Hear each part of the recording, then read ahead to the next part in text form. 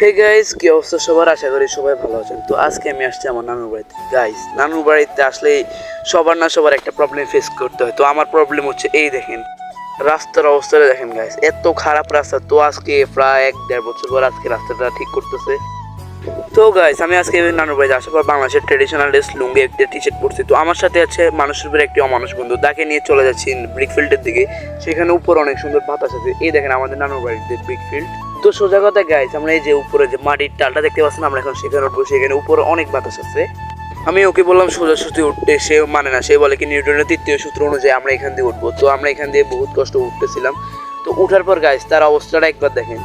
সে নিজেকে টাইটানিকের মহানায়ক ভাবতেছে, আর হাত দিয়ে কি করতেছে তা আপনার ভিডিওতে দেখতেই পাচ্ছেন।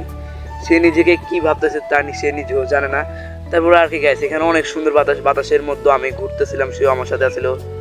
নিচের গভীরতাটা একবার দেখেন গাইস, একবার যদি পড়তে পারে তাহলে হাঁটি গুটি একে সব ভেঙে যাবো। তো গাইস, কিছুক্ষণ ঘোরাঘুরির পর গাইস দেখেন অনেক বাতাস এখানে। আমাদের আসলে সবাই ভালো লাগবে, কিন্তু গাইস আমাদের ওইখানে এত কিছু নাই, এখানে যা আছে। তো গাইস, কিছুক্ষণ ঘোরাঘুরির পর আমরা সবাই নিচে নামতেছিলাম। নিচে নামার পর গাইস সবাই আমরা যে যার মতো আমরা বাড়িতে চলে যাচ্ছি। এই ছিল মূলত আজকের এই ছোট বড়